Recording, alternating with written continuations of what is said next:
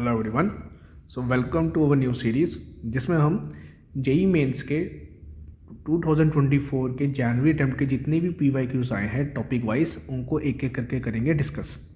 तो आज अब हम एक न्यू टॉपिक को डिस्कस करेंगे जो PYQs जनवरी अटैम्प्ट में आए थे। तो वो टॉपिक है हमारा वेव एंड साउंड। तो वेव एंड साउंड के एक एक करके क्वेश्चन को हम करते हैं discuss. So let's start. So let's move to वो फर्स्ट क्वेश्चन जिसमें है a tuning fork resonates with a sonometer wire. Okay, length कितनी है उसकी 1 मीटर। उसमें टेंशन इनिशियली कितनी थी 6 न्यूटन की, और जब टेंशन 54 कर दी तब वो उसके साथ रेजोनेट नहीं कर रहा। इनफैक्ट अब वही ट्यूनिंग फोक 12 बीट्स प्रोड्यूस कर रहा है।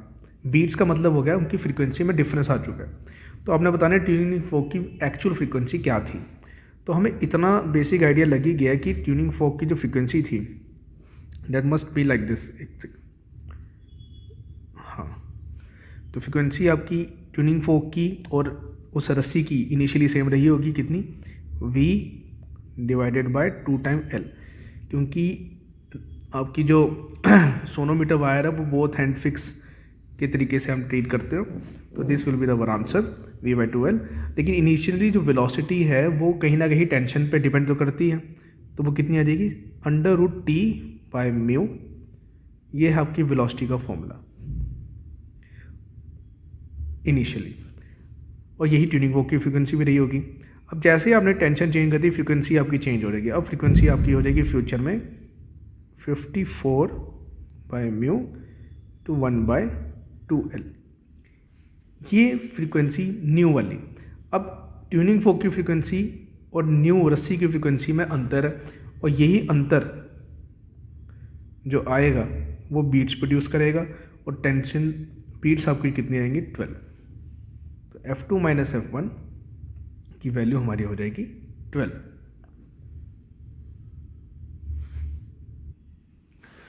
तो हमें समझ आ गया F2 - F1 की वैल्यू 12 है।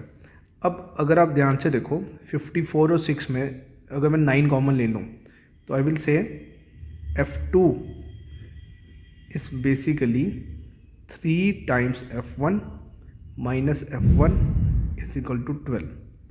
ये हमारा बेसिक आंसर आ गया। तो मुझे यहाँ पे 2F1 की वैल्यू नज़र आ रही है। तो 2F1 की वैल्यू कितनी आ जाएगी 12, और F1 की वैल्यू आ जाएगी 6। तो इसका मतलब जो ओरिजिनल फ्रीक्वेंसी सोनोमीटर वायर की थी या आपकी ट्यूनिंग फोक की थी वो पक्का से 6 थी।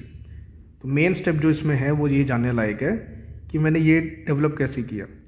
वो हमें समझ आया ये वाली चीज़ 6, ये इससे रूट में 9 टाइम्स ज़्यादा, रूट में 9 टाइम्स ज़्यादा मतलब एक्चुअली में 3 टाइम्स मोर। तो this will be our answer. अब हम बढ़ते हैं अपने न्यू क्वेश्चन की तरफ। नया क्वेश्चन हमारा क्लोज ऑर्गन पाइप का, जिसकी लेंथ है 150 सेंटीमीटर, और वो कितने बीट्स प्रोड्यूस कर रहा है 7 बीट्स प्रोड्यूस कर रहा है। लेकिन किसके साथ, एक ओपन ऑर्गन पाइप के साथ जिसकी खुद की लेंथ 350 है, लेकिन दोनों फंडामेंटल मोड में वाइब्रेट करें। तो हम एक एक करके स्टार्ट करते हैं। अगर हम क्लोज ऑर्गन पाइप की बात करें, क्लोज ऑर्गन पाइप का एक साइड बंद होगी, एक साइड आपकी ओपन होगी। इसकी फंडामेंटल फ्रिक्वेंसी का फॉर्मूला होता है V divided by 4 time into उसकी लेंथ, और उसकी लेंथ हमें पता कितनी है 1.5 मीटर। ठीक है, ये होगी फंडामेंटल फ्रिक्वेंसी ओपन वाले की, एक साइड से क्लोज वाले की। अब जो दोनों साइड से ओपन है, दोनों साइड से ओपन वाले की फंडामेंटल फ्रिक्वेंसी होगी V/2L। ये हमें याद होनी चाहिए, V/2 टाइम इंटू उसकी लेंथ 3.5। अब इन दोनों में फ्रीक्वेंसी का डिफरेंस आएगा। वो जो डिफरेंस है फ्रीक्वेंसी का, वो डिफरेंस आपका 7 के आसपास आना चाहिए। तो अगर हम इसको डेटा में पुट करें तो हमारे पास क्या आंसर आ जाएगा, V/6 और दूसरा रहेगा -V/7। इन दोनों की वैल्यू होनी चाहिए आपके बीट्स के बराबर, कितनी, दैट इज 7।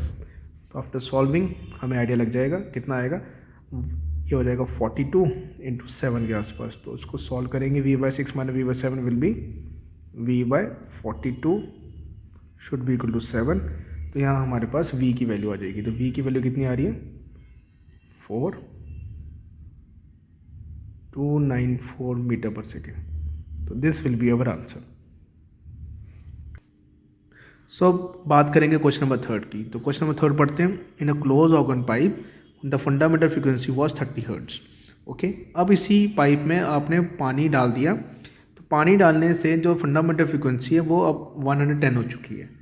तो आपने ये डिटरमाइन करना है कि कितने अमाउंट का वाटर हमने इसमें पोर किया। अगर area of pipe is this, तो हमें वॉल्यूम निकालना पड़ेगा, तब जाके हमें ग्राम में उसका वेट मिलेगा। तो इनिशियली हमें यह निकालना पड़ेगा कि पानी कितनी लेंथ का आपने उसमें एक्स्ट्रा डाला। तो लेट्स स्टार्ट। तो अगर हम बात करें फंडामेंटल फ्रिक्वेंसी का फॉर्मूला क्या होता है, वो होता है V डिवाइडेड बाय 4L1, और इसकी वैल्यू कितनी दे रखी है, 30 हर्ट्ज। ठीक है, तो अगर हम L1 की वैल्यू यहाँ से कैलकुलेट करें तो L1 की वैल्यू आ जाएगी आपके पास, L1 will be velocity of sound is 330 whole divided by 4 into 30। तो ये आपके पास रफली आ जाएगा 11/4। ये आ गई आपके पास L1 की वैल्यू। सिमिलरली अगर मैं L2 की वैल्यू कैलकुलेट करने गया तो अब आपके पास नए केस में पानी डालने के कारण लेंथ आपकी हल्की सी चेंज हो जाएगी, तो फंडामेंटल फ्रिक्वेंसी हो जाएगी V/4L2। अब इसकी वैल्यू आपको दे रखी है 110। तो जब आप इसको सॉल्व करेंगे तो यहाँ हमें L2 की वैल्यू मिल जाएगी। तो यहाँ से हमें L2 मिल जाएगा 3/4। तो हमें L1 मिल गया और हमें L2 मिल गया। तो L1 L2 हमें दोनों पता चल चुके हैं। तो अब इसमें बोला है कि पानी की लेंथ कितनी, तो इसी लेंथ का जो अंतर होगा वही तो एक्स्ट्रा वेरिएशन आया पानी की लेंथ के कारण। तो water length that will be available वो हम कैलकुलेट कर सकते हैं। तो L1 L2 की वैल्यू आपको पता चली चुकी थी। तो change in length is due to the water, वो आएगी आपके पास 11/4 minus 3/4 and that will be 8/4, 2 metre के आसपास आएगा। तो अब आपके पास 2 मीटर का चेंज इन लेंथ आ चुका है। एरिया आपको पता चल ही चुका है। तो 2 मीटर हो गया आपका 200 सेंटीमीटर।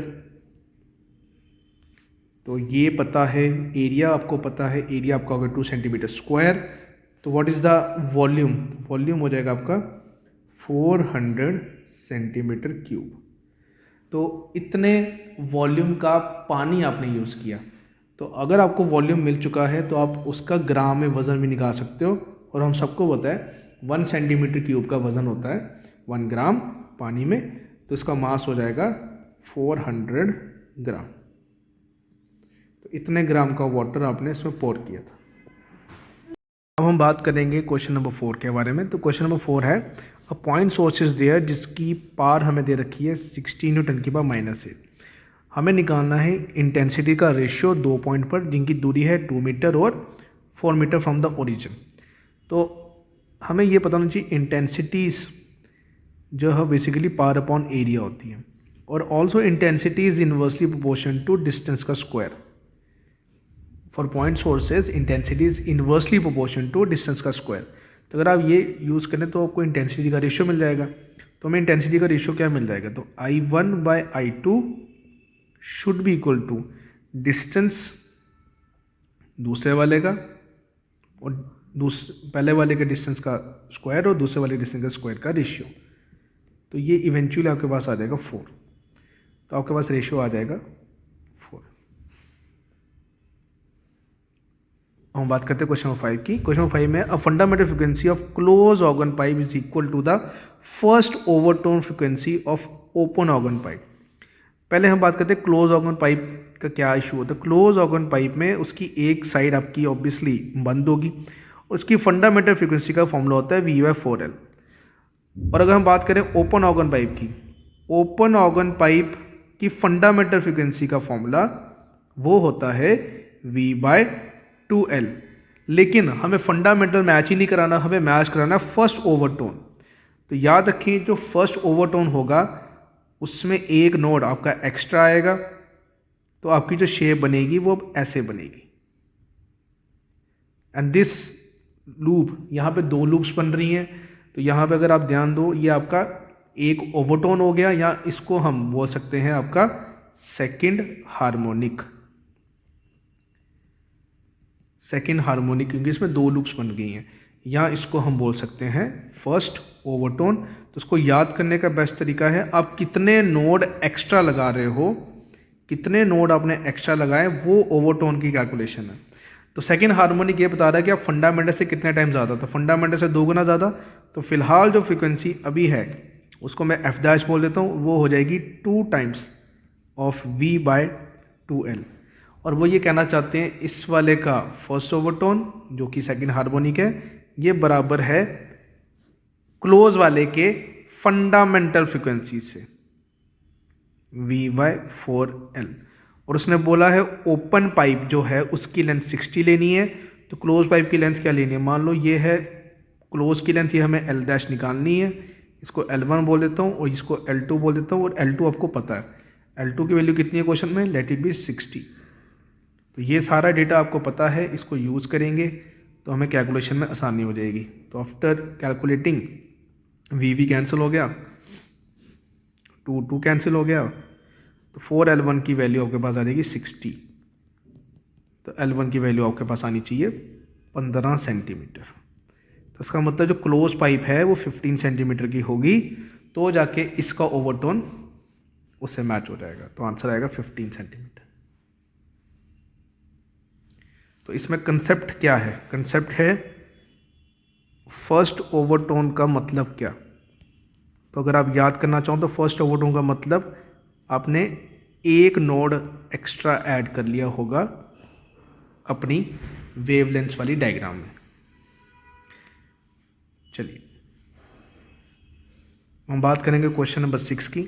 तो क्वेश्चन नंबर 6 में बोला स्टैंडर्ड टेम्परेचर और प्रेशर पे आपको ये बताना है कि what is speed of sound in oxygen. अगर गैस आपकी ऑक्सीजन है तो velocity of sound in gases का फॉर्मूला हमें याद होना चाहिए, वो फॉर्मूला है gamma RT molar mass, gamma RT/m। अब जैसे सबको पता ऑक्सीजन हमारी कैसी है, डायटोमिक, डायटोमिक होने के कारण उसके गामा की वैल्यू हमें याद होनी चाहिए। गामा होता है Cp/Cv और उसके गामा की वैल्यू 7R/2, Cv की वैल्यू 5R/2। जब आप सॉल्व करेंगे गामा की वैल्यू डायटोमिक की आ जाएगी 1.4। ओके, तो वेलोसिटी का फॉर्मूला क्या हो जाएगा 1.4। आर की वैल्यू सबको पता है स्टैंडर्ड में 25/3 इंटू टेम्परेचर, टेम्परेचर आपका हो गया 273 डिवाइड बाय मोलर मास, 32 ग्राम है तो 32 इंटू 10⁻³ ये आपका है। तो ये सारा डेटा यूज़ करेंगे। After solving this value approximately comes to 314 के आसपास आता है ये आंसर। तो जैसे आप देखेंगे सबसे क्लोजेस्ट ऑप्शन कौन सा है, तो सबसे क्लोजेस्ट ऑप्शन फर्स्ट हो जाएगा आपका। तो these are the few PYQs जो 2024 जेईई मेंस में आए थे, और चैप्टर कौन सा था हमारा, waves and sound. So this is it. अब नेक्स्ट वीडियो में मिलेंगे नए चैप्टर के साथ।